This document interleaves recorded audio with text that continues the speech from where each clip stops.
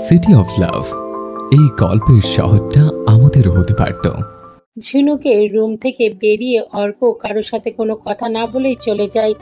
অর্কের যাওয়ার সাথে সাথেই ঝুমা দৌড়ে বোনের ঘরে ঢুকে দেখে রক্তাক্ত হাত নিয়ে বসে আছে ঝিনুক, নির্বিকার নিস্তব্ধ হয়ে। এই ঝিনুক, এমন কি করে হলো? অভি, অভি, ডাক্তার ডাকো প্লিজ। আতঙ্কে গলার স্বর ধরে আসে ঝুমার। কি হয়েছে? অভি রুমে ঢুকে নিজেও অবাক হয় ঝিনুকের এই অবস্থা দেখে। তাড়াতাড়ি ডক্টরকে কল করে। ঝিনুককে জোর করে উঠিয়ে হাসপাতালে নিয়ে যায় দুজন। দুদিন হয়ে যায়। ঝিনুক চুপচাপ এক দৃষ্টিতে চেয়ে থাকে, কারোর সাথে কোনো কথা বলে না। ঝুমা প্রতিদিন কল করে ঝিনুকের খোঁজ নেয়, কিন্তু ঝিনুক মোবাইলটা কানে নিয়ে চুপচাপ বসে থাকে, কোনো হ্যাঁ না কিছুই করে না। অর্ক আজ ঝিনুকদের বাড়িতে এসেছে, সাথে গুরুজনদেরও নিয়ে এসেছে। অর্কের চোখ মুখ কঠিন হয়ে আছে। ঝিনুকের বাবা রিজভী আহমেদ সামনে আসতেই অর্ক দাঁড়িয়ে সালাম দেয়। রিজভী আহমেদ অর্ককে বুকে জড়িয়ে নেয়। তারপর আব্বাজান আসছয় বিষয় বললেন। সবাই বসতে বসতে বলে রিজভী আহমেদ। জি আঙ্কেল, ভালো আছি। আপনার শরীর কেমন আছে? এই আল্লাহ পাক রয়েছে কোনো রকমে আর কি। ঝুমুর, হবু জামাই এসেছে, বাড়িতে খাবার দাবারের আয়োজন করো। জি করছি। ঝিনুকের মা ঝুমুর বেগম হেসে রান্নাঘরে চলে গেলেন। তারপর কি মনে করে হঠাৎ আমার বাড়িতে আয়া তোমরা? আমার মেয়ে কি কোনো ঝামেলা করেছে? আরে রিজভি, কি বলিস? তোর মেয়েটা তো লক্ষ্মী, এমন লক্ষ্মী মেয়ে এ যুগে পাওয়া ভার। তাহলে কেন, আমরা কি তোর বাড়ি আসতে পারি না? আরে তা কে বলেছে পাগল, অবশ্যই আসবি। তাহলে হুট করে সবাই আসলি তো, তাই ভয় পেয়ে গেছিলাম। ভয়ের কিছু নাই, তবে একটা আবদার নিয়ে আসছি তোর কাছে। তোর কোনো ঝামেলা হবে না, সব ব্যবস্থা আমিই করে রেখেছি, তুই শুধু হ্যাঁ বলবি। কি বলছিস তুই? ক্লিয়ার করে বল। রিজভি, তোর মেয়েকে আমি তাড়াতাড়ি আমার বাড়িতে নিতে চাই। এখন তুই যদি সম্মতি দিস তো। আনিস আহমেদ এবার থেমে বললেন। আরে দিস তো মানে? আমার মেয়ে তো তোকে দিয়েই রেখেছি, তোর যখন খুশি তুই নিয়ে যেতে পারিস, তাতে আমার কোনো আপত্তি নেই। সত্যি বলছিস? তাহলে সামনে শুক্রবারে শুভ কাজটা সেরে ফেলতে চাই। তোর যেটা ভালো মনে হয়, আমার কোনো আপত্তি নেই। ভাবি, নাস্তা দেওয়া বাদ দেন, মেয়েকে নিয়ে আসেন, তার আগে মিষ্টি নিয়ে আসেন, মিষ্টি মুখ করব। উৎফুল্ল চিত্তে হেসে নাস্তা নিয়ে আসা ঝুমুরকে বললে। অর্ঘ, যা ঝিনুককে নিয়ে আয়। যা না, নিজের বউকে আনতে লজ্জা কিসের? হো হো করে হেসে ওঠে আনিস সাহেব। বাবার কথায় লজ্জা পায় অর্ক। অর্ককে এক প্রকার জোর করেই সোফায় থেকে উঠিয়ে ঝিনুককে আনতে পাঠায়। খুশিতে আনিস আহমেদ পাগল পিরায়। ঝিনুককে নিজের মেয়ের মতো ভালোবেসেছেন তিনি, আর আজ সেই মেয়েকে চিরকালের জন্য নিজের কাছে নিয়ে রাখার পাকাপোক্ত ব্যবস্থা করছেন। খুশিতে ডায়াবেটিস থাকা সত্ত্বেও একটা মিষ্টি টুক করে মুখে পুরে নেন আনিস আহমেদ। আরে করছোটা কি তুমি? মিষ্টি খেলে কেন? তোমাকে নিয়ে আর পারি না। এই অবস্থায় মিষ্টি খেতে ডাক্তার নিষেধ করেছে তো। এখন অসুস্থ হয়ে গেলে কি হবে? আরে সুফিয়া, আমার আম্মাজান আসছে তো, আমার আম্মাজান থাকতে আমার কিছু হবে না, দেখে নিও। দেখছেন ভাইজান, দেখেন কি কাণ্ড করে আপনার বন্ধু। ছেলে বলতে যে দেরি, উনি এখানে আসতে দেরি করে নাই। আমাকে বলে, সুপিয়ে তাড়াতাড়ি চলো, আমার আম্মাজানকে আমি তাড়াতাড়ি এ বাড়িতে আনতে চাই। ভাবি তো সারা জীবনই এরকম রয়ে গেল, হর আর পরিবর্তন হবে না। আরে শালা, ও সরি, তুই তো এখন আমার বেয়াই। আরে বেয়াই শোন, আমি যা আছি আলহামদুলিল্লাহ ভালো আছি। আমি চাই না আমার কোনো পরিবর্তন আসুক। তোদের মতো সবকিছু অসন্তোষ নিয়ে বেঁচে থাকা আমার পক্ষে সম্ভব না। হয়েছে, অনেক লেকচার দিয়েছো, এখন চুপচাপ বসে থাকো বৌমা না আসা পর্যন্ত। লেকচারার বিয়ে করার এক এক প্যারা, সারাটা জীবন শুধু লেকচার শুনেই কাটালাম। ভাবি দাঁড়িয়ে আছেন কেন? বসেন পাশে। চাচি কই? মা তো শুয়ে আছে, খবর দিয়েছি, আসছে মনে হয়। ঝুমুর রিজভী সাহেবের পাশে বসতে বসতে বলে। সবাই মিলে খোশ গল্পে মেতে ওঠে। অর্ক অনেকক্ষণ যাবৎ ঝিনুকের দরজার সামনে দাঁড়িয়ে আছে, ভেতরে ঢোকার সাহসটুকুও পাচ্ছে না। ঝিনুকের মুখোমুখি হতে বড্ড ভয় হচ্ছে অর্কের। ঘৃণা ছাড়া আর কি আছে ওই নজরে এখন? কিন্তু আমি তো ঘৃণা চাইনি, আমি ভালোবাসা চেয়েছিলাম। ছোটবেলায় রিজভি আঙ্কেল যখন ব্যালকনিতে ঝিনুককে বেঁধে রাখতো, আমি নিচে ক্রিকেট খেলতে আসতাম, আর ওর বেখেয়ালি দুঃখ ভরা নজরের মায়ায় পড়ে যেতাম। সেই তখন থেকে ভালোবেসে আসছি। ওর নীরবতার নীরব সাথী হয়েছি দূরে বসে। ওর কষ্ট, ওর সকল দুঃখগুলো নিজের করে নিতে চেয়েছি। চেষ্টা করতাম ওর মুখে একটু হাসি ফোটাতে। এত ভালোবাসতাম, তার কি মূল্য পেলাম? ওর রজনীগন্ধা ফুল পছন্দ। প্রায় দেখতাম ব্যালকানিতে দাঁড়িয়ে দু হাতে রজনীগন্ধা গুজে নিয়ে হাসতো, একা একা কথা বলতো। আমি দূর থেকে ওর হাসিতে পাগল হতাম। আমিও চাইতাম ও খুশি হোক, সবার মতো স্বাধীন হোক ওর জীবন। গত বছর যখন বুঝতে পারলাম আমার ঝিনুক আমার নয়, অন্য কাউকে মন দিয়ে বসে আছে, অন্য কাউকে ভালোবেসেছে, ভেঙে চুরে গিয়েছিল আমার হৃদয়টা। ঘুমের ওষুধ খেয়ে খেয়ে কতবার অচেতন হতে চেয়েছি, কতবার ভুলতে চেয়েছি ঝিনুককে, কিন্তু পারিনি ভুলতে তোমাকে ঝিনুক।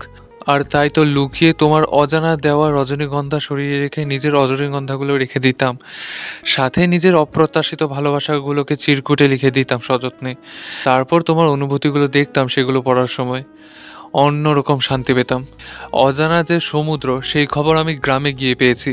যখন রাতের আধারে রজনীগন্ধার গুচ্ছ গ্রিলের পাশে রেখে মায়ের হার্ট অ্যাটাকের কথা শুনতে চলে যায় ও, তুমি যদি ওই দিন চিরকুট খুলে দেখতে, তবে আজ আমি তোমাকে নিজের করে পাবার সাহস দেখাতাম না। ওই দিন সমুদ্র তার সকল কথা চিরকুটে লিখে দিয়েছিল। আড়াল ভেঙে সামনে আসতে চেয়েছিল চিরকুটের মাধ্যমে, দেখা করতে চেয়েছিল তোমার সাথে, কিন্তু আমি সেটা কি করে হতে দেব বলো? আমি তো তোমাকে ভালোবাসি, তোমাকে কেন ছেড়ে দিব অন্যের হাতে? আমি মহান হতে পারিনি, আমার ভালোবাসা আমাকে হতে দেয়নি ঝিনুক। কবে তুমি বুঝবে আমার ভালোবাসা? অর্ক চাচু, তুমি এদিকে কি করছো? মিমি দরজা খুলে চিন্তিত মগ্ন অর্ককে প্রশ্ন করে। অর্কের চিন্তার ঘোর কাটে মিমির ডাকে। কাপা কাপা হাতে মুখটা মুছে নেয়, কারণ প্রচন্ড ঘাম ছিল এই শীত মৌসুমেও। কিছু না মামনি, কেমন আছো তুমি?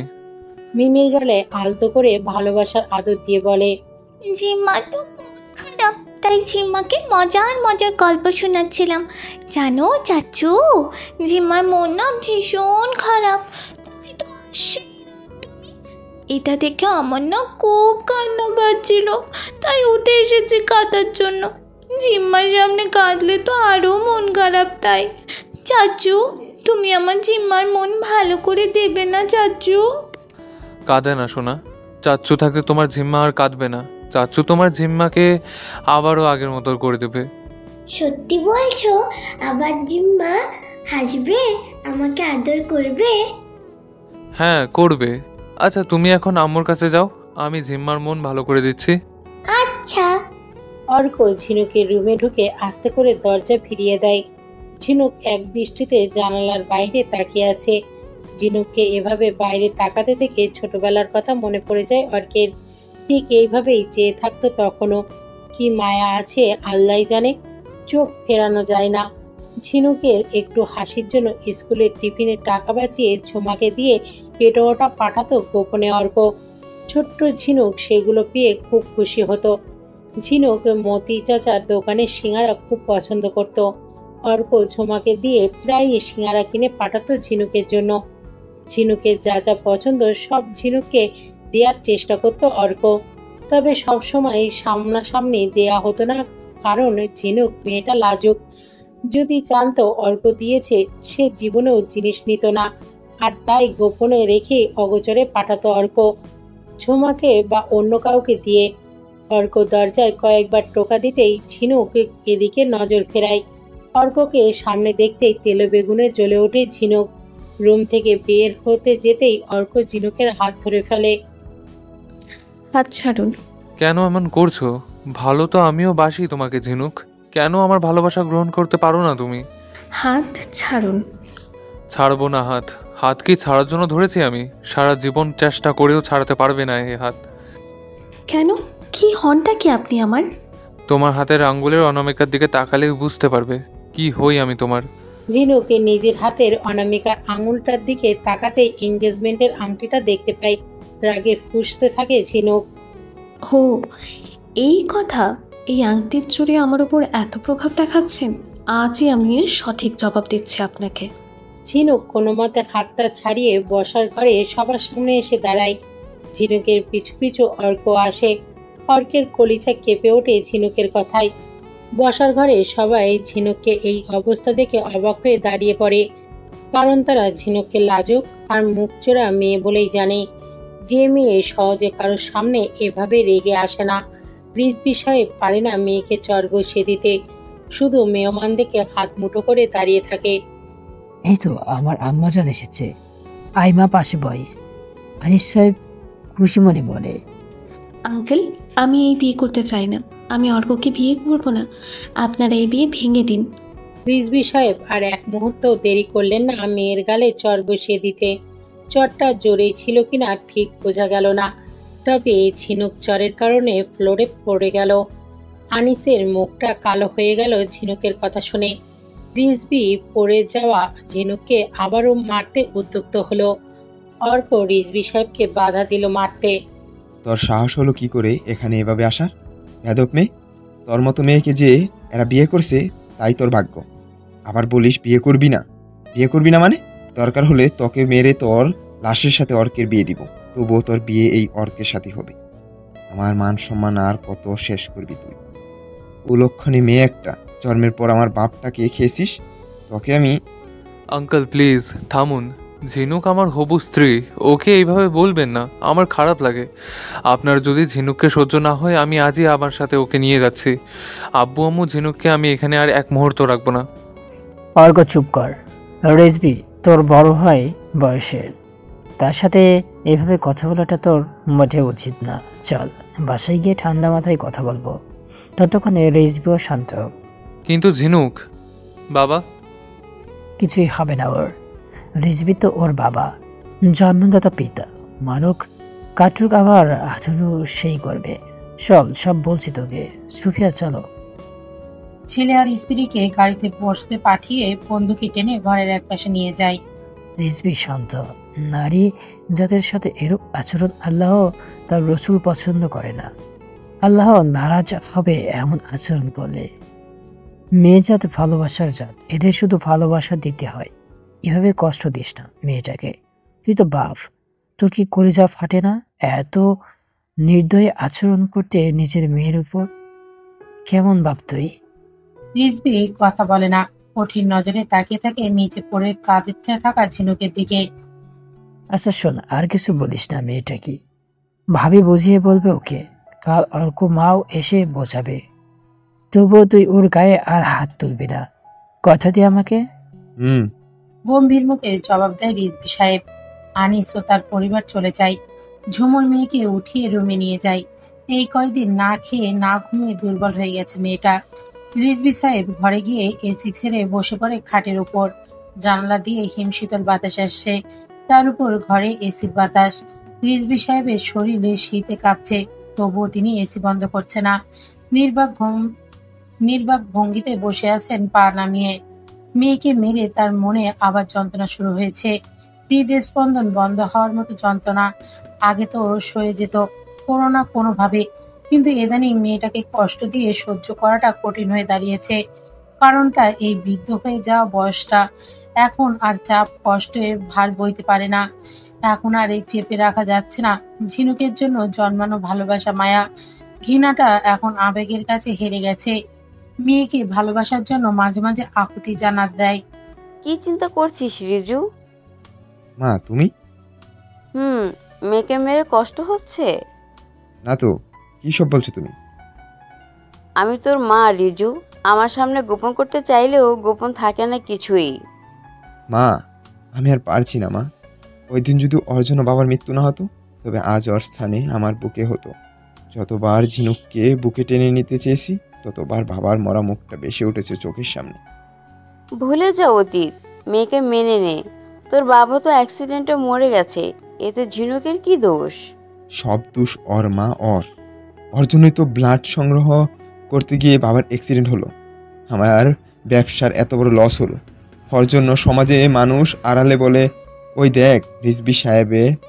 ওর জন্য সমাজে মানুষ আড়ালে বলে, ওই দেখ রিজভী আহমেদ, ওনার মেয়ে ছোটবেলায় রেপ হয়েছে। কিন্তু ও তো রেপ হয়নি মা, তারপর লোকে এসব বলে মা। তখন কেমন লাগে আমার? আমার সব শেষ করে দিয়েছে ওই মেয়ে।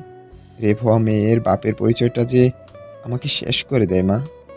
তাহলে দোয়া কর যেন ও মরে যায় তাড়াতাড়ি। তোর আর তখন এত কষ্ট নিয়ে বাঁচতে হবে না, কারো কটু কথাও শুনতে হবে না, চিরকালের জন্য বেঁচে যাবি তুই। মা, চুপ করো। কেন চুপ করব? যাকে সহ্য করতে পারছিস না দু চোখে, তার তো মরে যাওয়াই ভালো নাকি? মা, তুমি এখান থেকে যাও। আমার শরীর আর মেজাজ দুটোই অত্যাধিক খারাপ হচ্ছে মা, প্লিজ যাও। যাচ্ছি, তবে তুই মেয়েকে দেখতে না পাওয়ার কারণে তুই কাঁদবে একদিন, সেদিন অনুতপ্ত হয়েও লাভ হবে না। সময় থাকতে কুসংস্কার আর গোয়ারমুর তুমি ছেড়ে সোজা পথে আয়, মেয়েটার সাথে আর অন্যায় করিস নে। ঝুমুর, ঝুমুর। বৌমাকে ডাকছিস কেন? আমার রাগ ওর উপর ঝাড়বি? পারিস তো ওই একটা কাজই। রাশিদা বেগম রাগ করে ছেলেকে 2-4টে গালাগালি করে ছেলের ঘর থেকে বের হয়ে আসে। রিজভী আহমেদ এবার এসির পাওয়ারটা আরো বাড়িয়ে দেয়। শীতে কাঁপতে কাঁপতে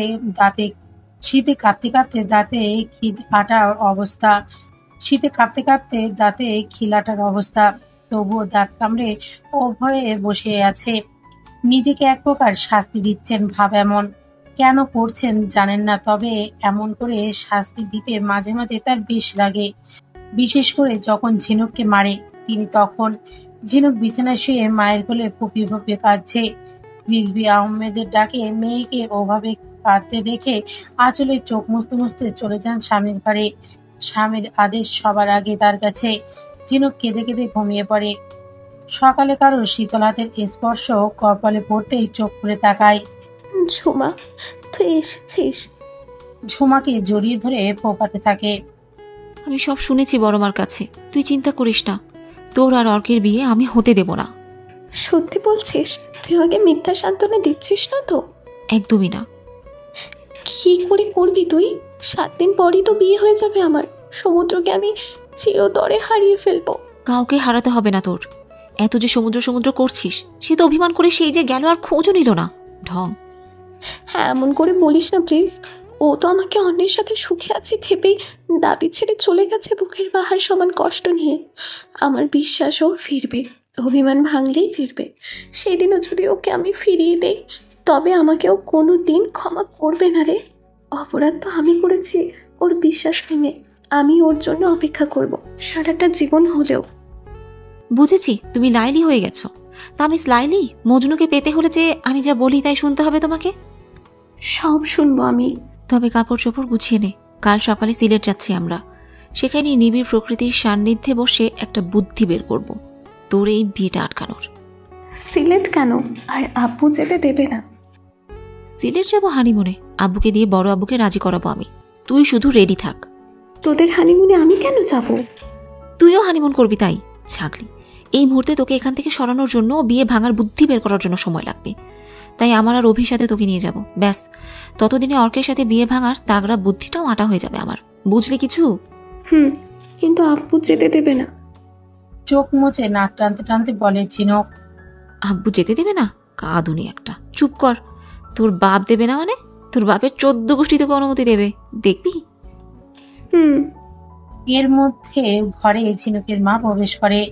তাকে দেখে ঝুমার মুখটা জনম দুঃখিনী ভাব করে। ঝিনুক, তোর কাপড় চোপড় এই ব্যাগটাতে নিয়ে যা। আচ্ছা বল কি কি নিবি? তা ঝুমা, তোরা যেন কতদিনের জন্য সিলেট যাচ্ছিস? এই 4-5 দিনের জন্য। বিয়ের 2 দিন আগে ঝুমাকে নিয়ে ফেরত আসবো বড় মা। নতুন জামাইয়ের কথা ফেলতে না পেরে। তাছাড়া তুই আর ছোট মিয়াও যেভাবে বললি, তাতে তোর বড় আব্বা রাজি না হয়ে পারল না। অনিচ্ছা সত্ত্বেও রাজি হতে হলো তাকে। এই জিনিসটা সব সময় মাথায় রাখবি, বুঝলি?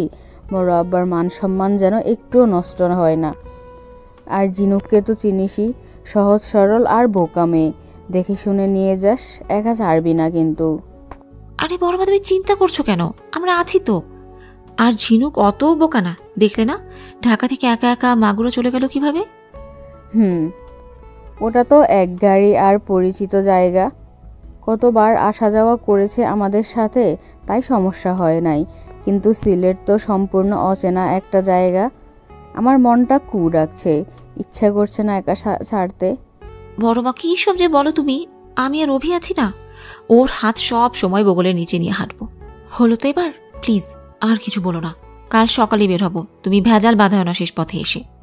আমি বুঝি না বাপু তোদের কথাবার্তা। তোরা দুজন নতুন নতুন বিয়ে করেছিস, তোরা যাবি হানিমুনে, অন্য একজনকে নেওয়ার মানে কি? আমি তো সারা জীবন শুনেছি স্বামী স্ত্রী একা যায় এসব হানিমুন টানিমুনে। তুই কেন এই বোকা মেয়েটাকে নিয়ে যেতে চাচ্ছিস সাথে করে?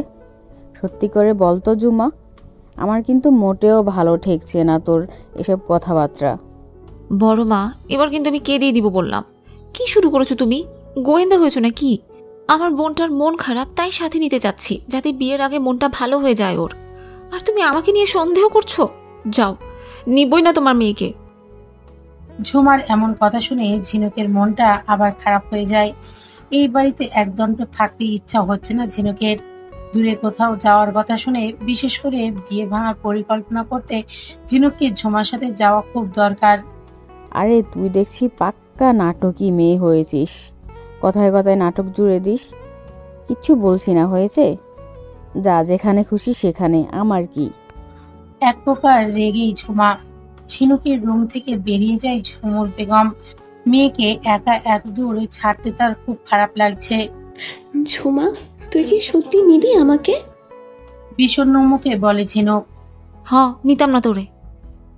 মুখ ঘুরিয়ে বলে ঝুমা। দেখ, এমন করিস না, আমাকে নিয়ে চল না রে, আমার এখানে একটুও ভালো লাগছে না। বিষণ্ণ মুখে প্রশ্ন করে। ঢং করিস কেন? বলছি না নিব না তো নিবই না। আমার এরা জিনিসটা, যা বলবো তাই। ঠিক করে হেসে জবাব দেয় ঝিনুক। ওরে আমার হাসুনি রে, এতক্ষণ পরে হাসলো। আয়, তোর একটা পাপ্পু দিই। সর হারামজাদি, লুচু একটা, সারাদিন পাপ্পু পাপ্পু করিস কেন? দেখিস, তোর ছেলে হলে ওর নাম আমি পাপ্পু রাখবো, তোরে ডাকবো পাপ্পুর মা বলে। ডাকিস, আমি কিছুই মনে করবো না, উল্টো খুশিই হব। যতবার পাপ্পুর মা ডাকবি ততবার মনে পড়বে তোরে পাপ্পু দেওয়ার কারণেই এই নাম দিয়েছিস, আর আমিও দৌড়ে তোকে পাপ্পু পাপ্পু দিব।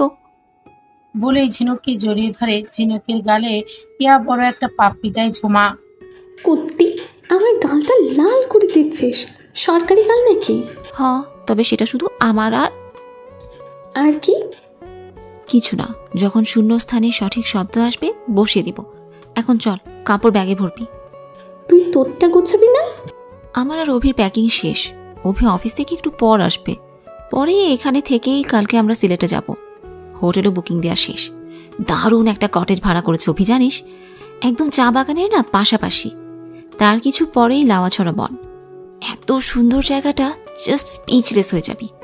আরও অনেক জায়গায় ঘুরবো আমরা। সত্যি বলছিস? প্রকৃতির নিবিড় মায়ায় জড়াতে পারবো নিজেদের? প্রকৃতিকে কাছ থেকে দেখার খুব শখ আমার, এতদিনে সেই আশাটা পূরণ হবে বুঝি? একদম, তুই সব ভুলে যাবি ওখানে গেলে। স্রষ্টার সৃষ্টি যে এত সুন্দর, ওখানে গেলেই বুঝতে পারবি আর একবার। তোর কথা শুনে আমার এক্ষুনি এক্সাইটমেন্ট কাজ করছে ভেতরে। তাহলে চল, ইউটিউবে গিয়ে আমরা সিলেট ট্যুর নিয়ে কিছু ব্লগ দেখে আসি, এতে করে মজাটা আরো জমবে। চল তাই করি। সকাল সকাল বাড়ি থেকে বিদায় নিয়ে ট্রেনে উঠলো অভি, ঝুমা, ঝিনুক। আসার সময় মায়ের মুখটা কেমন বিষণ্ণ দেখাচ্ছিল। মায়ের মুখটা দেখে ঝিনুকের বড্ড খারাপ লাগছিল, কিন্তু কি আর করা যাবে, যেতে তো হবেই, নইলে যে সমুদ্রকে চিরতরে হারাতে হবে। অর্ক যে নিজে করেই নেবে। প্রথম ট্রেন জার্নি ছিল ঝিনুক ঝুমার দুজনের আসার আগে খুব এক্সাইটেড ছিল এটা নিয়ে। ঝুমা ঝিনুকের মন খারাপ কাটানোর সর্বদা চেষ্টা করে যাচ্ছে। ঝিনুক ট্রেনের জানলা দিয়ে শো শো করে সরে যাওয়া গ্রাম দেপত্য সব দেখছিল। ট্রেন থেকে নেমে ভুনাগাছ স্টেশনে নেমে লেমন গার্ডেনের উদ্দেশ্যে গাড়ি করে রওনা হয়ে যায়। লেমন গার্ডেনের রিসোর্টটা চা বাগানের একদম কাছাকাছি হওয়ায় আর এর পাশেই লাউছড়া ন্যাশনাল পার্ক হওয়ায় অভি শখ করে এখানেই ওঠে। কি ভাবছো অভি? অভিকে চুপচাপ বসে থাকতে দেখে ঝুমা প্রশ্ন করে। ভাবছি এই ছেলেটা লাউছড়া বন নিয়ে আমার আর সমুদ্রের মাঝে কত স্বপ্ন বিরাজ করতো এক সময়, আর সেই স্বপ্নে ভূমিতে আসলাম, কিন্তু সাথে আমার বন্ধুবর ভাইটা নেই। কষ্ট নিও না, তুমি এভাবে ভেঙে পড়লে ওকে খুঁজবে কিভাবে? আর ঝিনুক সমুদ্রের নাম শুনলেও কষ্ট পাবে, মন খারাপ করবে। আচ্ছা অভি, আজই কি ঘুরতে বের হবো আমরা? চেষ্টা করব। এই ঝিনুক, তোর কি শরীর খারাপ লাগছে? ঘাড় ঘুরিয়ে পেছন ফিরে প্রশ্ন করে।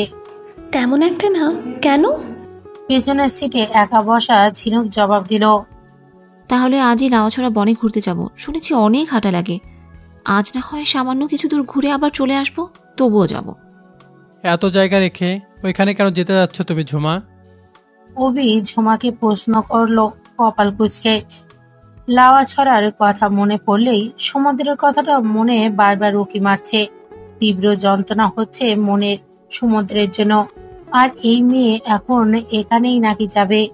যতটা পথ জার্নি করে এসেছে, ওর এখানে কি যাওয়া লাগবে? বিড়বিড় করে বলে চোখ ঘুরিয়ে বাইরে তাকায়। তুমি আমাকে বিয়ের আগে এতবার এই বন সম্পর্কে বলেছ যে আমার প্রথমে ওইটাই দেখতে ইচ্ছে করছে। আর আমি ইউটিউবে ভ্রমণ ব্লগগুলোও দেখেছি, দারুণ একটা জায়গা। গভীরে গিয়ে ঝিঝি পোকা সহ অনেক পাখ পাখালির আওয়াজ শোনা যায়। আমার তো সাধ্য থাকলে কালই চলে আসতাম এখানে। উফ, তুমি একটা জাতা। ঝিনুকি ভালো কেমন শান্ত হয়ে বসে আছে, আর তুমি অলওয়েজ ঘ্যান ঘ্যান করতে থাকো ননস্টপ। প্রকৃতিকে মূর্খ হয়ে অনুভব করতে হয় প্রিয়তমা। ও রে রে, বউরেকে শ্যালিকাকে মনে ধরেছে নাকি? ধ্যাত, কি বলো পাগলের মতো? ও তো বোনের মতো। চুপ থাকো তো। বাইরে তাকে দেখো, রাস্তার চারপাশে কত সুন্দর সবুজের সমারোহ, চা বাগানে সবুজের খেলা। চুপচাপ এগুলো শোভা মনে গাঁথো। সত্যি তো, কি সুন্দর। ওয়াও, আলাদা সুন্দর কেন এই সিলেট? এই এই, এটা কি? এটা হচ্ছে চা শ্রমিকের ভাস্কর্য। ওয়াও, এই ঝিনুক দেখ কি সুন্দর। অনেক সুন্দর। অভি, গাড়ি থামাতে বলো, এখানে একটা ছবি তুলবো। আচ্ছা, থামাচ্ছি। গাড়ি থেকে নেমে ঝুমা বাচ্চাদের মতো খুশিতে লাফাচ্ছে। কয়েকটা সেলফিও তুললো ওরা ভাস্কর্যের সামনে। তারপর আবার গাড়িতে চড়ে চলতে লাগলো গন্তব্যের দিকে। লেমন গার্ডেনের রিসর্টটা দারুণ। চারপাশে বিভিন্ন ফুলের গাছের সারি, সুইমিং পুল, প্রকৃতির মাঝে থাকা মতো সাধারণ একটা জায়গা এটা। অভি ফ্যামিলির রুম বুক করেছে 3 জনের জন্য। রুমে এসে যে যার মতো ফ্রেশ হয়ে নিল। ঝিনুক বিছানায় শরীর ছেড়ে শুয়ে পড়লো। ইচ্ছা করছে না কোথাও যেতে ওর। মাথাটাও ধরেছে খুব, জার্নি কারণে। এই ঝুমার এনার্জি আছে খুব।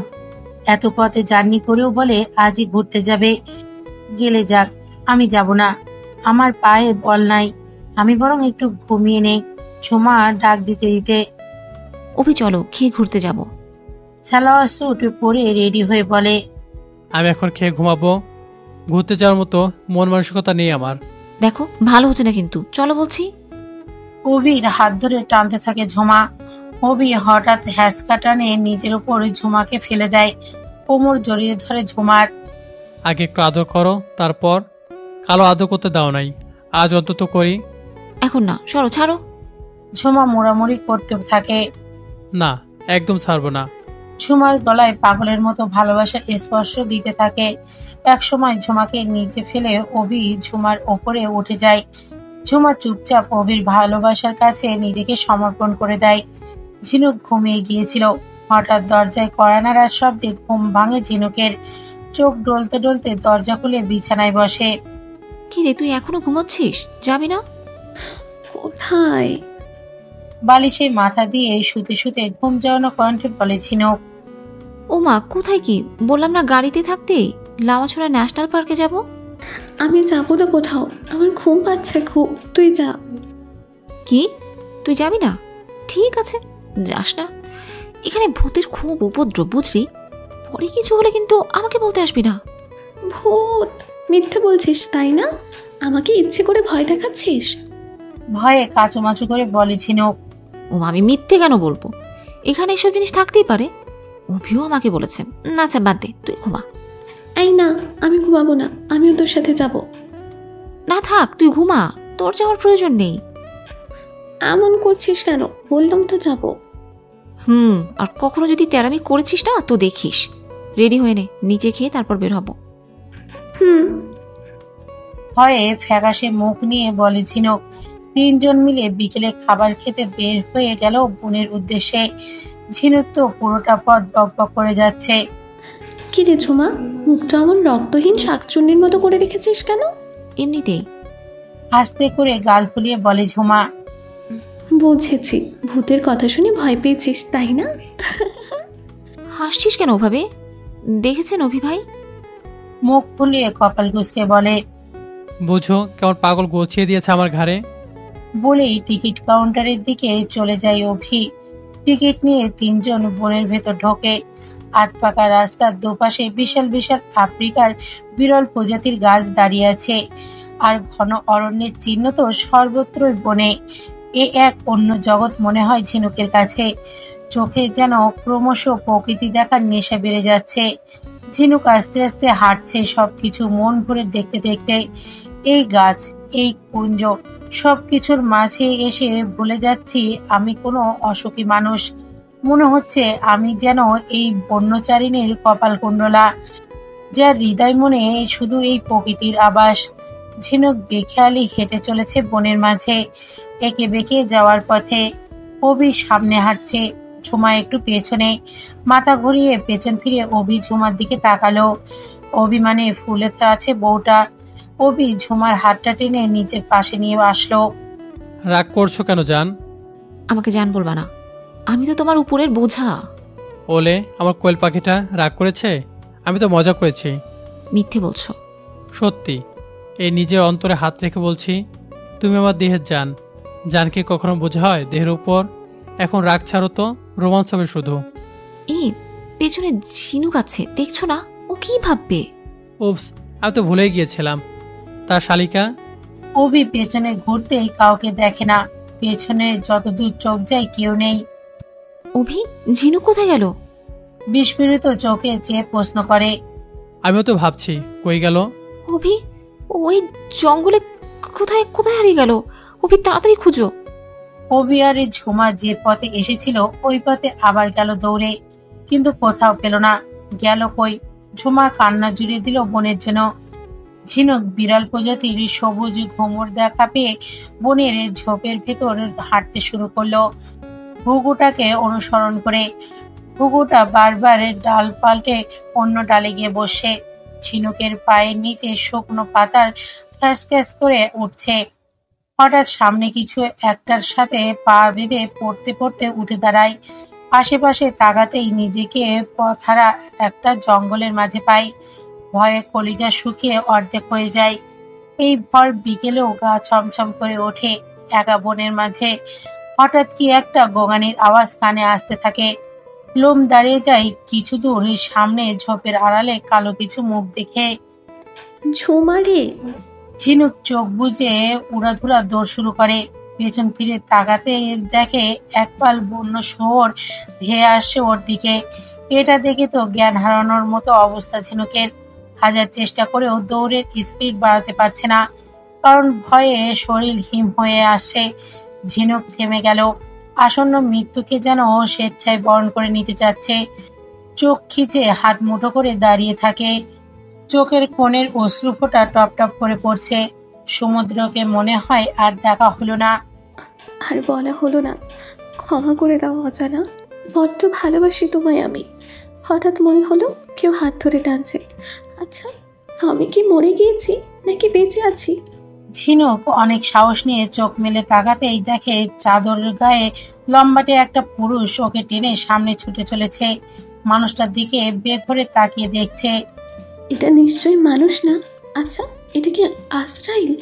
আমাকে নিয়ে কোথায় যাচ্ছে? এই ওয়েস্টার, দৌড়াচ্ছ না কেন? কতক্ষণ টানবো এভাবে? দৌড়াও, না হলে তার শুকুরগুলোর হাতে প্রাণ হারাতে হবে। সমুদ্র। ঝিনুক থেমে উৎফুল্ল চিত্তে চিৎকার করে ওঠে। এই মেয়ে, থামছো কেন? দৌড়াতে থাকো, আরো চলো। সমুদ্র ঝিনুকের হাত ধরে ঊর্ধ্বশ্বাসে ছুটতে থাকে জঙ্গলের ভেতরে। ঝিনুকের মুখে উজ্জ্বল হাসি হেসে সমুদ্রের সাথে ছুটতে থাকে। ঝিনুকের মনে হয় এভাবে যদি সারাটি জীবন সমুদ্রের হাতটা ধরে রাখতো, আর আমি শুধু ওকেই দেখে সব ভুলে যেতাম। কি দেখছো এভাবে? সামনে তাকাও। ছুটতে ছুটতে প্রশ্ন করে সমুদ্র। আপনাকে? আপনি এত সুন্দর কেন? কি এখন এসব কথা বলার সময়? মাথার তার কি পোর্টাই ছিঁড়ে গেছে তোমার ওয়েস্টার? আমি রাগ করেছি আপনার সাথে। আপনি ছাড়ুন তো। আপনি আমাকে রেখে কেন হারিয়ে গিয়েছিলেন? ঝিনুক সমুদ্রের হাত থেকে হাত সরিয়ে দাঁড়িয়ে পড়ে মুখ ফুলিয়ে। What are you crazy? একটা থাপ্পড় দিয়ে ক্রেজিনেস ঠিক দেবো তোমার ফাজিল মেয়ে। এদিক তাকাও। ঝিনুকের মাথাটা ধরে সামনে মুখ ঘুরিয়ে বলে। ও মা গো, এগিয়ে আসছে। আরে আপনি আমার হাত ছেড়েছেন কেন? তাড়াতাড়ি দৌড়ান, আমি এত তাড়াতাড়ি মরতে চাই না। ঝিনুক এবার সমুদ্রের হাতটা ধরে ছুটতে লাগলো। ঝিনুকের দিকে তাকাতেই দেখে সমুদ্র ওর দিকে ফিরে মুচকি হাসছে। লজ্জায় ঝিনুক আবার দাঁড়িয়ে পড়ে মাথা নিচু করে। সমুদ্র ঝিনুকের হাতটা নিজের হাতে শক্ত করে ধরে ছুটতে লাগলো মুচকি হেসে। আমি আর দৌড়াতে পারছি না সমুদ্র, আমার পায়ের এনার্জি সব শেষ। আর একটু কষ্ট করো প্লিজ, ওই তো পঞ্জি দেখা যাচ্ছে। সমুদ্র আর ঝিনুক অনেক কষ্টে সৃষ্টে পঞ্জির ঢালুর মাটি সিঁড়ির কাছে এসে হাঁপাতে থাকে। সমুদ্র হাঁপাতে হাঁপাতে পিছনে তাকায়। লোকালয়ে চলে এসেছে দৌড়াতে দৌড়াতে। শুকরগুলো হয়তো এদিকটায় আর আসার সাহস পায়নি। যাক, বাঁচা গেল। মুখ ফিরিয়ে সামনে ঘুরতেই সিঁড়ির ধাপে ভরসা ঝিনুককে মাথায় হাত দিয়ে হাঁপাতে দেখে। এই শীতে ঘেমে একাকার হয়ে গেছে মেয়ে। ও শুভ্র কপালে মুক্তার মতো ঘাম চিকচিক করছে। নাকটা আর গাল দুটো লাল হয়ে আছে। হঠাৎ ওই দিনের কথা মনে পড়তেই মুখের রং বিবর্ণ হয়ে যায় সমুদ্রের। রাগে অভিমানে এইমাত্র হাসি ফোটা মুখটাই ফাটা গ্যাস বেলুনের মতো চুপসে যায় এক নিমেষেই। গলার স্বরও তীক্ষ্ণ হয়ে যায়। সোজা হয়ে দাঁড়িয়ে চোয়াল ফুলিয়ে ঝিনুকের দিকে তাকায়। এখানে কেন তুমি? হঠাৎ সমুদ্রের রুক্ষ কণ্ঠস্বর শুনে ঝিনুক উঠে দাঁড়ায়। কোনো উত্তর না দিয়ে মানুষটার দিকে তাকিয়ে থাকে, যেন বহু বছর পর তাকে দেখছে। আমি কি প্রশ্ন করলাম শোনো নাই? এখানে কি করে এলে? আপনাকে বাবার আকাঙ্ক্ষা মেটাতে, আপনাকে খুঁজে পেতে, নিজেকে আপনার মাঝে হারাতে।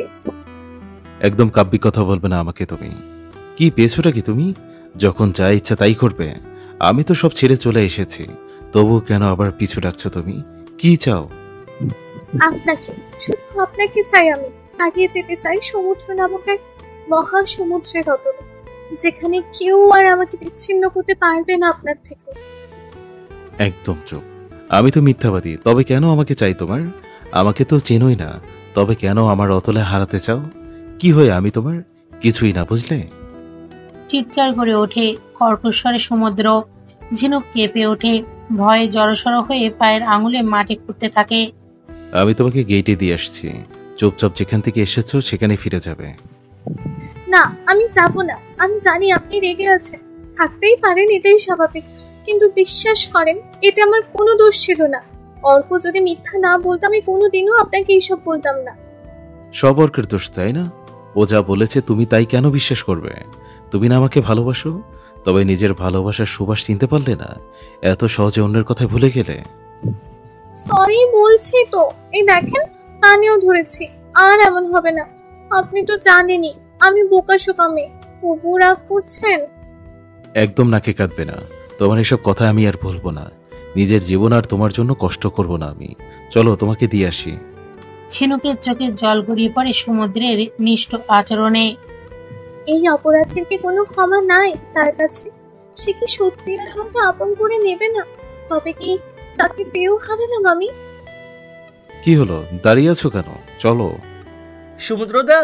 সমুদ্রের পেছন থেকে কেউ ডেকে ওঠে। ঝিনুক সেদিকে ফিরতেই দেখে পাজেম পিনে পরিহিতা ষোড়শী এক খাসিরা মেয়ে।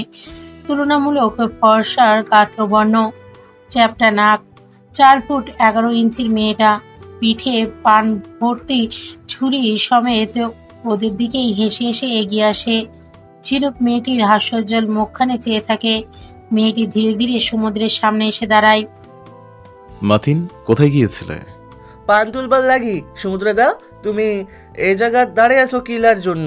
এ ফুরিগে। তুই চিনবি না, যা ঘরে যা, চা করে রাখ, আমি আসছি। ওয়ে।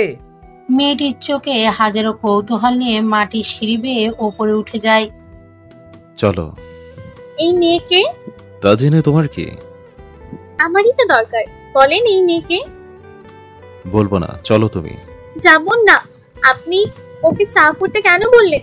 ও কি আপনার সাথে থাকে? বললাম তো কিছুই বলবো না। আপনি না বলেন, আমি নিজেই ওকে জিজ্ঞেস করবো ও কে, কেন আপনার জন্য এত আবেগ ওর চোখে। ঝিনুক মাটির সিঁড়ি বেয়ে টিলার ওপরে উঠতে লাগলো। ঝিনুক, স্টপ। ঝিনুক, দাঁড়াও বলছি। পেছন থেকে কোমরে হাত দিয়ে রাগী স্বরে সমুদ্র ডাকতে থাকে। ঝিনুক কি আর কথা শোনে? ওই মেয়ের খোঁজে খাসিয়া পুঞ্জিয়াতে এসে পৌঁছায়। এদিক ওদিক তাকাতে থাকে পরিচ্ছন্ন বাড়িঘরগুলো, ঠিক যেন কোনো শিল্পের আঁকা পরিপাটি একটা আদর্শ গ্রাম। ঝিনুক এগিয়ে যায় বাড়িঘর দেখতে দেখতে। আধা পাকা বাড়ি থেকে শুরু করে কাঠের দোতলা বাড়িও আছে এখানে।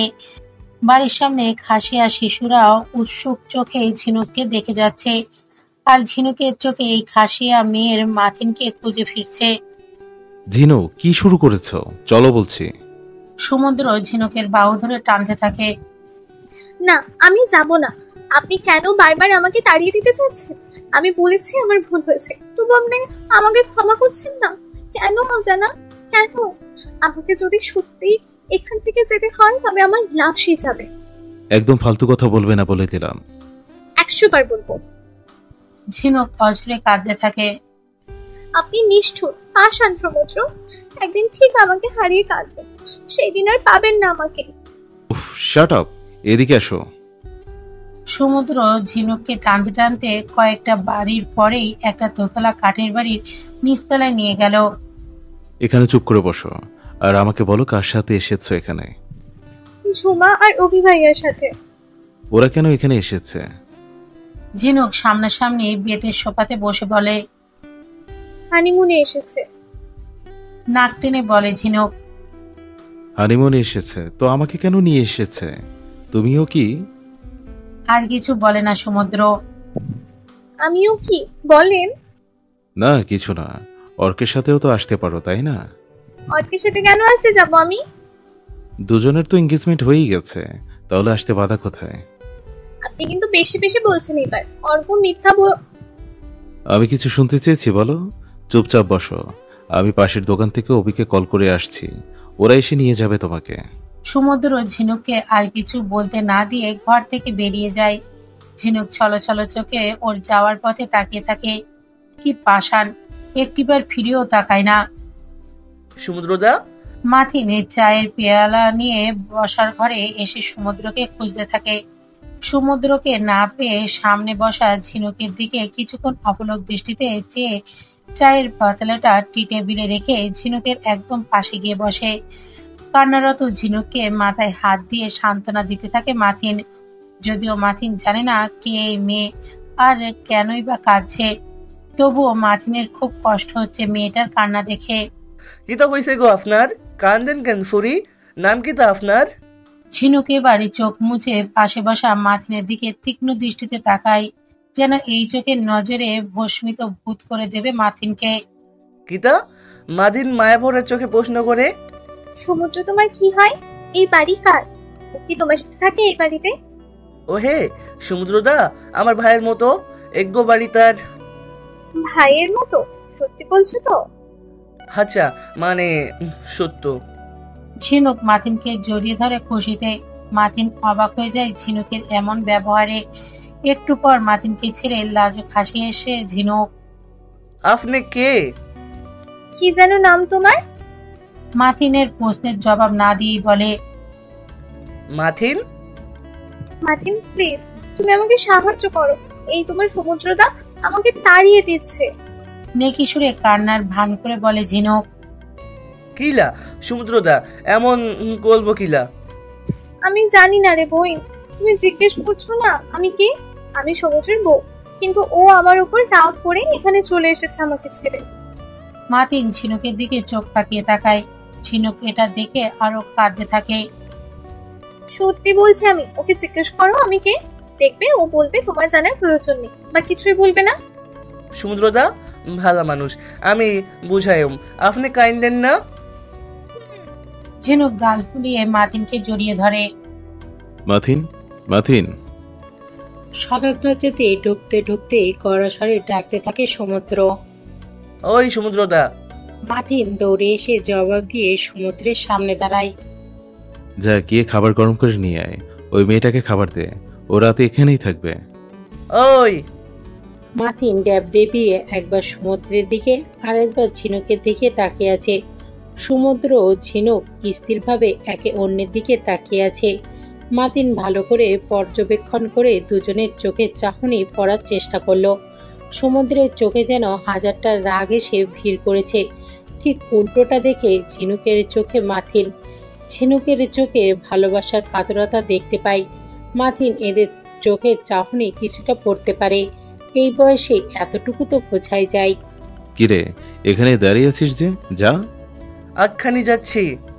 আমার চাদরটা নিয়ে যা তো। সমুদ্রের শেষ কথাটা শুনতে পারল না মাথিন, কারণ তার আগেই ও রান্নাঘরে চলে গিয়েছিল। আমি রেখে আসছি দি। দরকার নেই, আমার মন আর আমার সকল জিনিস এখন আর অন্যের ভরসে ছেড়ে দেই না। সমুদ্র টেবিল ফ্যানটা ছেড়ে সেদিকে মুখ করে টি শার্টটা ঘাড়ের একটু নিচে নামিয়ে পা ছড়িয়ে বেতের চেয়ারটায় বসে। আমি সত্যি সরি সমুদ্র, প্লিজ ক্ষমা করে দিন না। কেন এমন করছেন? ঝিনুক ফ্যান এবং সমুদ্রের মাঝখানে দাঁড়িয়ে কথাগুলো বলে। সামনে থেকে সরো, গরম লাগছে খুব। ঝিনুক চোখ কুচকে সরে দাঁড়ায় সমুদ্রের সামনে থেকে।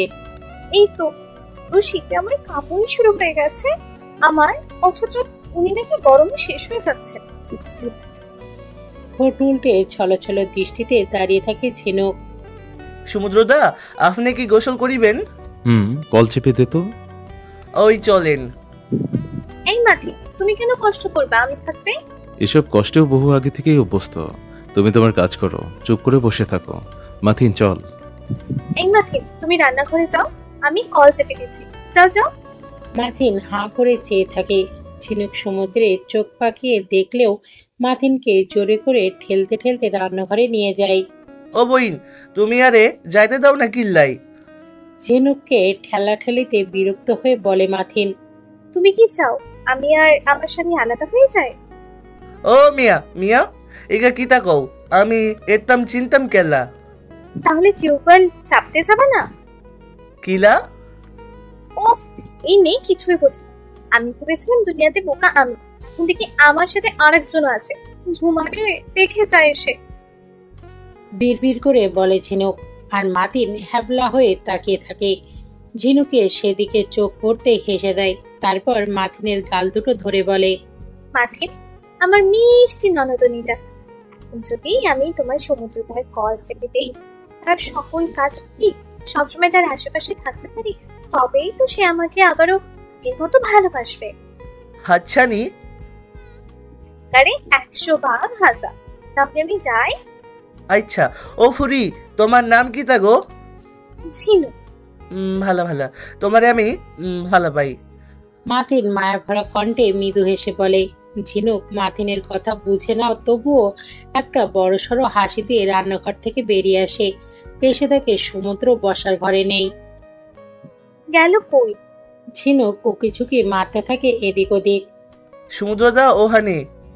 রান্নাঘর থেকে একগাল হাসি মুখে হাতের ইশারাতে বাইরে দেখায় মাথিন। ঝিনুক মাথিনের ইশারা বুঝতে পেরে মাথিনকে ধন্যবাদ দিয়ে ওদিকে পা বাড়ায়। সমুদ্র এই কনকনে শীতেও উল্টো দিকে ঘুরে খালি গায়ে দাঁড়িয়ে নিচের ঘুটঘুটে অন্ধকার জঙ্গলের দিকে তাকিয়ে আছে। সমুদ্রের ফর্সা পিঠটা চাঁদের আলোয়ও মাঝে মাঝে হঠাৎ হঠাৎ আনাগোনা করা জোনাকি পোকার আলোয় শুভ্র তুষার পাহাড়ের মতো লাগছে। ঝিনুকের কেন যেন মনে হয় সমুদ্রকে ছুঁয়ে দেখলে হয়তো সত্যি সত্যি মনে হবে দার্জিলিং এর বাতাস এসে লাগছে শরীরে। কিরে, চুপ করে দাঁড়িয়ে আছিস যে? কল চাপতে থাক, 2 বালতি ভরে চলে যা। ঝিনুক কল চাপতে থাকে সমুদ্রের দিকে আর চোখে তাকিয়ে। ঝিনুকের আজ বড্ড আফসোস হয়। ইস, জীবনে কবি সাহিত্যিক হলাম না কেন? বলে তবে আজ অনায়াসে সমুদ্রের এমন অর্ধ উন্মুক্ত শুভ্র শরীর দেখে কোনো কবিতা বা কাব্য সৃষ্টি করে ফেলতে পারতাম। তারপর হাঁটু গেড়ে এই লাওয়াসার কোনো জঙ্গলি ফুল হাতে নিয়ে বলতাম, ভালোবাসি প্রিয়, ভালোবাসি তোমায় খুব। এইটুকুতেই কি ভালোবাসার সুন্দর অভিব্যক্তি হয়? না, আরো কাব্যিক রস অলঙ্কারের শব্দ বাক্য সৃষ্টি করে তারপর বললে ভালো হবে, তবেই না প্রেম নিবেদন মনোপুত হবে। এইসব ভাবতে ভাবতে এক বালতি পানি ভরা হয়ে গিয়েছে। সমুদ্র এখনো ঠায় দাঁড়িয়ে আছে। যে মশা, আচ্ছা এই ছেলেটার শরীর কি স্টিলের বডি? মশা কামড়াচ্ছে না, নাকি মশার সাথে ঘনিষ্ঠ আত্মীয়তার সম্পর্ক ওর? পাশে রাখা খালি বালতি পাতার জন্য ভরা বালতিটা সরাতে গিয়ে ভরা বালতি পানি উছলে ঝিনুকের হাতে পায়ে পড়তেই ঝিনুক জোরে সোরেই বলে ওঠে, ইস কি ঠান্ডা। তুমি এখানে কি করছো? মাথিন কই? পিছন ফিরে অগ্নিদৃষ্টিতে তাকিয়ে বলে, বেগানি মেয়েকে নিজের উন্মুক্ত শরীর দেখাতে নেই, আল্লাহ গোনা দিবেন। ঝিনুক কাচুমাচু করে দাঁড়িয়ে ফিক করে হেসে বলে, একদম হাদিস শোনাতে আসবে না ফাজিল মেয়ে। মাথিন বেগানি মেয়ে হলে তুমি কি? আমি তো আপনার বউ, একমাত্র আপনার বউ। আপন বউ কখনো বেগানি হয় না। একটা থাপ্পড় দিয়ে তোমার আপন বউয়ের বক বক ঠিক করে দেব। বউ কাকে বলে জানো? আল্লাহকে হাজির নাজির মেনে 3 কবুল বলে তারপর বউ হয়। আমিও আল্লাহকে হাজির নাজির মেনে বলছি, কবুল কবুল কবুল। এখন তো বউ হলাম নাকি? তো বেগানি না। গাল ফুলিয়ে বলে ঝিনুক। সমুদ্র হঠাৎ করে হেসে দেয় ঝিনুকের এমন পাগলামি দেখে। তুমি কি এমনই থাকবে ওয়েস্টার? তবে তোমার এই সরলতা আমাকে বেশি আকৃষ্ট করে। সারা জীবন এভাবে থাকবে।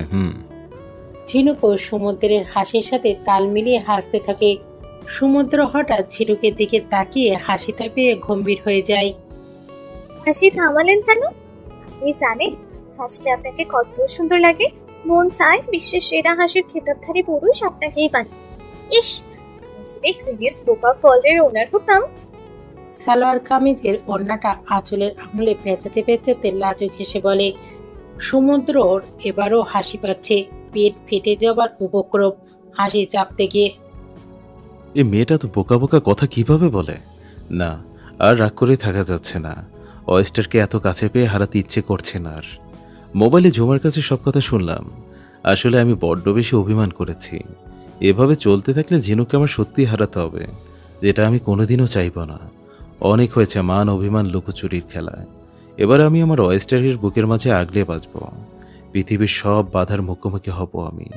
তবু ঝিনুককে আর ছাড়ব না, ঝিনুককে আর কষ্ট পেতে দেব না। ছুটে গিয়ে ঝিনুককে জড়িয়ে ধরে সমুদ্র। ঝিনুকের মাথাটা বুকের ওপর রাখে এক হাত দিয়ে, অন্য হাত দিয়ে ঝিনুককে বাহুতে জড়িয়ে নিজের সাথে আষ্টে পিষ্টে জড়িয়ে নেয়। আমাকে বিয়ে করবে ওয়েস্টার? সত্যি করে বিয়ে, যেখানে কাজই থাকবে, তুমি সুন্দর করে বউ সাজবে, সানাই বাজবে, পরিশেষে আমাদের সুখের বাসর হবে। লোক জানবে সত্যি তুমি আমার বউ। করবে আমাকে বিয়ে? সমুদ্রের আচমকা জড়িয়ে ধরায় যতটা না অবাক হয়, তার চেয়েও কয়েকগুণ বেশি অবাক হয় সমুদ্রের মুখে এমন কথা শুনে। মনের ভেতরে তোলপাড় শুরু হয়। খুশিতে আনন্দে বাকরুদ্ধ হয়ে যায় কিছুক্ষণের জন্য। চারপাশের মশার কুনকুনানিতে ঝিনুকের মনে হয় মশাও যেন ওদের এই মিলনে বিয়ের গীত গাইছে। ঝিনুকের মুখটা এবার 2 হাতে নিয়ে সমুদ্র ভালো করে দেখে। আমার পিয়া আনিনন্দ সুন্দরী, এই যে চাঁদ দেখেছো তুমি? আমার পিয়ার রূপে তুমি পরাজিত। ওয়েস্টার, তুমি আমার প্রিয়া থেকে বধূ হবে? বলো না ঝিনুক, বলো তুমি আমার রজনীগন্ধা সুবাসিনী হবে? হব কি? আমি তো বহুকাল আগেই হয়ে আছি আপনার রজনীগন্ধার সুবাসিনী। আপনার আকাশের চাঁদ হয়ে আপনাদের মিশে আছে। এবার না হয় লোকাচারটাও পালন করে এক হব, দুজন দুজনাতে হারাবো। সমুদ্রের বুকে ঝিনুকের ঘর হবে। ঝিনুকের কপালে ভালোবাসার চুম্বন দিয়ে আবারও বুকে জড়িয়ে নেয় সমুদ্র। ভালোবাসি বধূয়া আমার। ঝিনুকের কানে সমুদ্রের এই কথাটা যেন সাতসুরের ঝংকার হয়ে অনুরণ সৃষ্টি করে। ঝিনুকের পৃথিবী সেই সুরে হারাতে চায় মহাকাল অবধি। সমুদ্রের বলা এই ভালোবাসি শব্দটাতে ঝিনুক একরূপ রস শব্দালঙ্কার অনুধাবন করতে পারে। মনে হয় এটাই পৃথিবীর সেরা শব্দ, যা শরীর মনে আলোড়ন সৃষ্টি করেছে, শিহরণ জাগিয়ে দিচ্ছে রোমরোম। সমুদ্র ঝিনুকের শুভ বিবাহে সকলের নিমন্ত্রণ রইল। সমুদ্রদা, খাইবাইন না? উড়ে উড়ে ঝিনুককে সমুদ্রের বুকে থেকে মাথির লজ্জায় জিহ্বায় কামড় দিয়ে বউ দৌড়ে ঘরের ভেতর চলে যায়। ছাড়েন না। ঝিনুক সমুদ্রের বুকের উপর মশরামশরি করতে থাকে। চুপটি মেরে থাকো তো ওয়েস্টার, ডিস্টার্ব হচ্ছে তো। মধ্যে দেখে গেল তো সব, কি শরম, ছাড়ো না। চুপ, দেখলে কি হয়েছে? আমি তো বলেইছি তুমি আমার বউ, তাহলে সমস্যা কি? জানলেন কি করে? আমি সব জানি, এখন চুপ করে বুকের মধ্যে থাকো তো। বলেন না। তোমাকে নিয়ে আর পারি না, বলছি। অবিকে কল করার জন্য বাইরে যাওয়ায় কিছু দূর পথ পরেই আবার ফিরে আসি গায়ের চাদরটা রাখতে। তখনই দরজার বাইরে দাঁড়িয়ে তোমার আর মাতিনের সব কথা শুনেছি। ভালোই তো অভিনয় জানো ওয়েস্টার। এটা অভিনয় নয় সমুদ্র, এটা সত্যি। আপনি তো ছোটবেলা থেকেই ছিটকুটে লিখতেন আপনি আমাকে বউ মানেন, তবে আমি কেন বর মানবো না? তাই তো, আমি তো ভুলেই গিয়েছিলাম। আপনি কোনোদিন আমাকেও হয়তো ভুলে যাবেন। জীবনেও না। এ দেহে যতকাল প্রাণ রবে সেই প্রাণের মন পিঞ্জরে শুধু তুমিই রবে। তুমিহীন এক সেকেন্ডও বাঁচব না আর আমি ওয়েস্টার। তোমার প্রতি আমার ভালোবাসার গভীরতা তুমি কোনোদিনও মাপতে পারবে না। ভালোবাসেন আমাকে? সীমাহীন। ঝিনুকের কপালে চুমু দিয়ে দু হাতে বুকের মাঝে শক্ত করে জড়িয়ে ধরে। মন তো যাচ্ছে অনন্তকাল এভাবে তোমাকে বুকে জড়িয়ে বাঁচি, কিন্তু ছাড়তে তো হচ্ছে। তবে আরো গভীরভাবে পবিত্রভাবে তোমাকে আপন করে নেয়ার জন্য কথা দিচ্ছি, এটাই আমাদের শেষ বিরহ। এরপর আর তোমার আর আমার মাঝে বিরহ রবে না। যদি বিচ্ছেদ হয়ে থাকে তবে সেটা মৃত্যুতে হবে। সমুদ্র, এভাবে বলবেন না, এখানে লাগে। বুকের বাবাসে আঙুল রেখে বলে ঝিনুক। আর লাগবে না ওয়েস্টার, এটাই শেষ। ঝিনুকের হাতটা নিয়ে চুমুর দেয়, তারপর একটা মৃদু হাসি দিয়ে ভেতরে যেতে বলে। ঝিনুক ছলছল চোখে বাড়ির ভেতরে চলে আসে। ভেতরে এসে দেখে মাথিনের শীতল বাটির খাবার সাজিয়ে বসে আছে। মাথিনের হাসি দেখে ঝিনুক লজ্জায় আঙুল কামড়াতে কামড়াতে এসে বলে, আপনি স্নান করিলেন না কিল্লাই? আমি কেন করব? ভুরু কুচকে বলে। ওই ওই বলেই মাথিন হি হি করে হেসে দেয়। মাথিন? ঝিনুক মাথিনে দেখে চোখ রাঙায়, কিন্তু মাথিন তো মাথিনি, হেসেই যাচ্ছে। ভেজা চুল মুছতে মুছতে সমুদ্রকে ঘরে ঢুকতে দেখে মাথিন হাসি চেপে বসে থাকে। ঝিনুক এটা দেখে ভুরুকুটি করে মাথিনের দিকে। মাথিন, ঝিনুককে তোর ঘরে শুতে দিস আজ। কাল থেকেও আমার ঘরে ঘুমাবে। আর শোন, মালিক কাকাকে বলিস কাল সকালের আশেপাশে সবাইকে যেন দাওয়াত দিয়ে আসে। দাওয়াত কিত্তাল্লাই? আমার আর ঝিনুকের বিয়ের দাওয়াত। কাকা রাতে বাড়িতে আসলে দেখা করতে বলিস, আমি সব বলে দেব। আচ্ছা। মাথিন হেসে জবাব দেয়, এখন খেতে দে। ঝিনুকের পাশে বসতে বসতে বলে সমুদ্র। বিয়ের কথা শুনে অন্যরকম অনুভূতি লাগছে ঝিনুকের। তারপর ভেজা চুলের পাশে বসা সমুদ্রের ওপর চোখ পড়তেই বিভোর হয়ে যায়। শীতের কাপড় ঠোঁট দুটো এত আকর্ষণীয় কেন লাগছে কে জানে। ভাবি, খাইবাইন না? হ্যাঁ যাচ্ছি, খাচ্ছি। তুমি তো হাত মুখ ধুলে না, খারাপ লাগছে না? আপনার এই সত্য ভেজা ভেজা শরীর আর চুল দেখে নিজেকে ফ্রেশ ফ্রেশ লাগছে, তাই হাত মুখ না ধুলে কোনো সমস্যা নাই। সমুদ্রের পানে কানে বলে ঝিনুক। ঝিনুকের এমন কথা শুনে গলায় ভাত উঠে যায় সমুদ্রের। এই মেয়ে বলে কি, এ তো পুরো পেকে গেছে। সমুদ্রদা, পানি খাইউন। আমাকে দাও, আমি খাওয়াচ্ছি। তুমি ঘর থেকে তোয়ালেটা নিয়ে আসো মতিন। মাথিনকে তোয়ালে আনতে পাঠিয়ে দিয়ে সমুদ্রকে নিজ হাতে পানি খাওয়ায় ঝিনুক। সমুদ্র পানি খাচ্ছিল, আর তখনই একটা সাংঘাতিক কাজ করে বসলো ঝিনুক। সমুদ্রের ঠান্ডা খোঁচা খোঁচা বর্ষা গালে টুস করে একটা কিস করে বসে। সমুদ্র পানি ফুর করে মুখ দিয়ে বের করে দেয়। বিস্ফোরিত চোখে ঝিনুকের দিকে তাকায়। এটা কি ছিল এস্টার? বিস্মিত চোখে জিজ্ঞাসা করে। ভালোবাসা। লজ্জায় ওনার আঁচল কামড়াতে থাকে মাথার নিচু করে। ইয়া রব, ওয়েস্টার নেক্সট টাইম এমন ভালোবাসা দেওয়ার আগে একটু সংকেত দিও বাবু, না হলে এই বেচারা সমুদ্র হার্ট ফেল করবে। কি যে বলেন? ও মা, কি বললাম? কিছুই না, খান, আপনার লজ্জা নাই। আমার লজ্জা নাই? তা গো তাই। আমি উঠিয়ে রাখলাম, বিয়ের পর সব লজ্জা সুদে আসলে উসুল করে দেখিয়ে দেব। খেয়ে দিয়ে সবাই ঘুমিয়ে পড়ে। সমুদ্র মাথিনের বাবার মালিক মুস্তিনের সাথে বিয়ের বিষয়ে আলাপ করতে থাকে। এদিকে ঝিনুক এপাশ ওপাশ করে রাত পার করে দেয়। প্রভাতে একটু আগে চোখ লেগে আসে ঝিনুকের। ঝিনুক হলুদ শাড়ি পরেছে, সাথে এখানকার বিশেষ অর্কিড ফুলের গহনা। মেয়ে লোক গীত গাইছে বিয়ের। সবাই এসে এসে গায়ে হলুদ দিয়ে যাচ্ছে, কিন্তু ঝিনুকের দু চোখ শুধু সমুদ্রকে খুঁজছে চাতক পাখির মতো। মাথিন আর ঝুমা নাচতে থাকে। হলুদ মাখামাখির প্রতিযোগিতা তো আছেই। এটা দেখে ঝিনুক হেসে কুটি কুটি হচ্ছে। হঠাৎ নাক থেকে কিছু গড়িয়ে পড়তেই ঝিনুক তাকালো সেদিকে। গলগলিয়ে রক্ত পড়ছে নাক, তারপর মুখ দিয়ে। চোখের সামনে অন্ধকার হয়ে আসছে। এই ঝাপসা চোখেই ঝিনুক দেখছে সমুদ্র হলুদ পাঞ্জাবিতে ওর দিকে আর্তনাদ করে ছুটে আসছে। কি সুন্দর আর হ্যান্ডসাম লাগছে আমার সমুদ্রকে, লজ্জাও না লাগে কারণ।